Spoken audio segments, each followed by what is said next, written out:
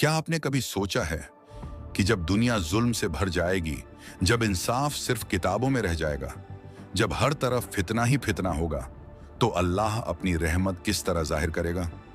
नबी पाक सल्लल्लाहु अलैहि वसल्लम ने फरमाया, इमाम मेहदी के जुहूर से पहले ये दुनिया जुल्म से भर जाएगी।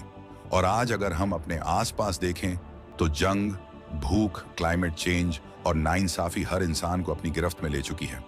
रिवायतों में आता है कि इमाम मेहदी के आने से पहले जमीन बंजर हो जाएगी, फसलें कम होंगी और खाने की किल्लत आम हो जाएगी। आज का इंसान इसे क्लाइमेट चेंज कहता है, लेकिन अल्लाह के नबी सल्लल्लाहु अलैहि वसल्लम ने इसकी खबर 1400 साल पहले दे दी थी। इमाम अली अलैहिस्सलाम फरमाते हैं, इमाम मेहदी से पहले ऐसा फितना आएगा जिसमें लोग ऐसे तपाए जाएंगे जैसे सोना भट्टी में तपता है। लोग सच्चे और झूठे में फर्क करना भूल जाएंगे, मुसलमान आपस में कमजोर हो जाएंगे और जब काफिरों से जंग करेंगे तो उस जंग में शिकस्त खाएंगे।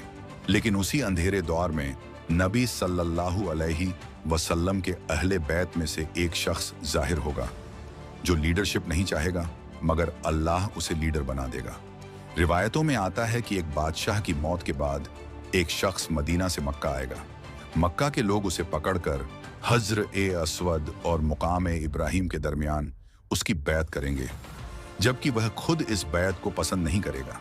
अहले शाम की तरफ से उसके खिलाफ एक लश्कर भेजा जाएगा, लेकिन अल्लाह उस लश्कर को मक्का और मदीना के दरमियान रेगिस्तान में ढंसा देगा।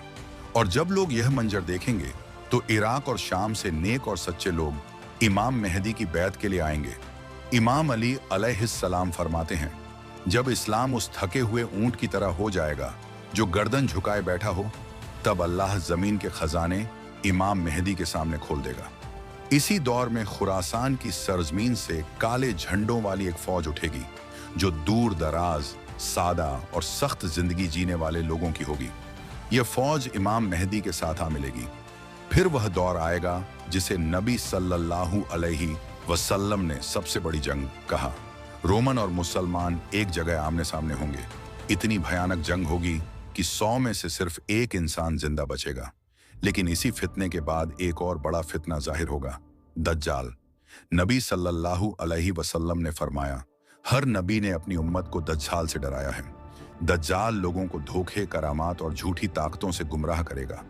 वह खुद को खुदा कहलवाना चाहेगा। इसी वक्त नमाज का समय होगा और दमिश्क की जामा मस्जिद के मीनार पर हजरत ईसा अलैहिस्सलाम 2 फरिश्तों के सहारे उतरेंगे। हजरत ईसा अलैहिस्सलाम इमाम मेहदी के पीछे नमाज अदा करेंगे और यहीं से जिम्मेदारी उनके हाथ में आ जाएगी। आखिरकार हजरत ईसा अलैहिस्सलाम दज्जाल को खत्म कर देंगे। दुनिया में इंसाफ कायम होगा, जुल्म मिट जाएगा, धरती फिर से सरसब्ज हो जाएगी।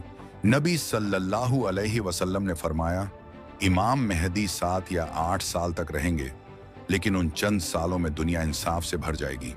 और यही है इमाम मेहदी का मिशन, तलवार नहीं बल्कि इंसाफ।